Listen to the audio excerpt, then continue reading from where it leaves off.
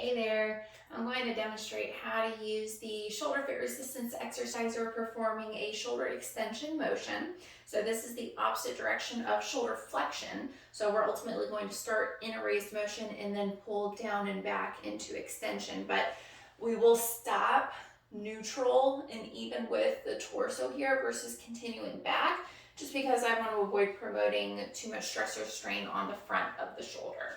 So for this, we actually are going to raise the height of our door anchor roughly to about chest level, because now we're going from an upward motion into a downward motion, okay? So once you have your anchor hooked there, you're going to face the door this time because you'll be pulling down and away from it. So from here, I am going to start with my arm raised. You can start raised at about shoulder height, that's fine. You don't have to go that high, but I wouldn't go any higher than 90 degrees. Flexion to begin with. Little slack on the band is perfectly fine. Now for this one, because when we did do shoulder flexion previously, I emphasized trying to keep the thumb pointing forward to keep more of a neutral alignment.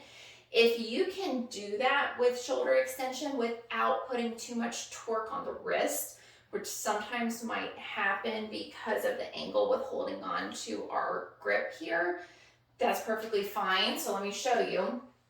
You can start with thumbs up, get a little slack on the band to begin with, shoulders pulled down and back, and then you can swing down and back with a straight elbow, no further than next to the torso, and let it back up. So as long as that thumbs up position, which technically is more neutral, doesn't cause any abnormal torque at the wrist, that's perfectly fine. But if you are finding your wrist is getting uncomfortable with that, you can turn the palm down, okay? So it'll turn the band a little bit and twist it a little bit, that's okay. So I would be doing the same motion, pulling down and back, it's just my palm is facing down.